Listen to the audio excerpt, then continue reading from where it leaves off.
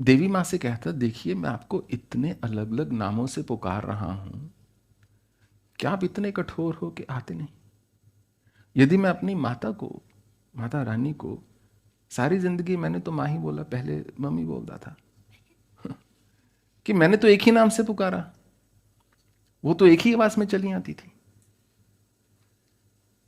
अगर मैं बद्रीनाथ में था, गुफा में था, जंगल में था, अगर मैं माँ तक ये संदेशा लगाता अपनी जन्म की माता तक कि मुझे आपकी बहुत याद आ रही है, आप आ जाइए, इन्होंने कितना समय लगाना था?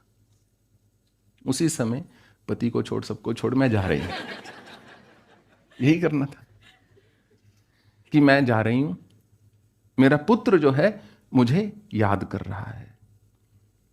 और ये माँ का हृदय होता है। इसी कारण माँ जो है, कभी भी कई बार घर में परिस्थितियां इतनी प्रतिकूल होती हैं कि पति जो है राक्षस होता है।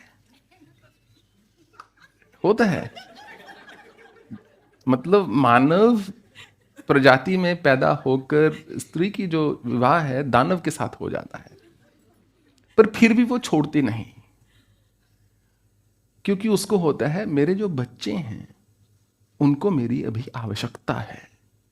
जब तक मां को ऐसा रहता है कि मेरी संतान को मेरी आवश्यकता है, तब तक मां साथ में ही रहना चाहती है। जैसे ही मां को ऐसा प्रतीत होता है कि अब ये बच्चा खुश है, इसको मेरी इतनी आवश्यकता नहीं, फिर वो जीवन में एक कठिन निर्णय भी ले लेती है।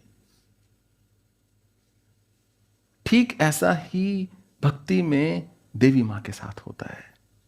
जब तक मां को लगता है कि जो मुझे पुकार रहा है इसको मेरी इतनी आवश्यकता है कि मेरे बिना इसको अभी श्वास नहीं आ रहा, फिर आने में देर नहीं।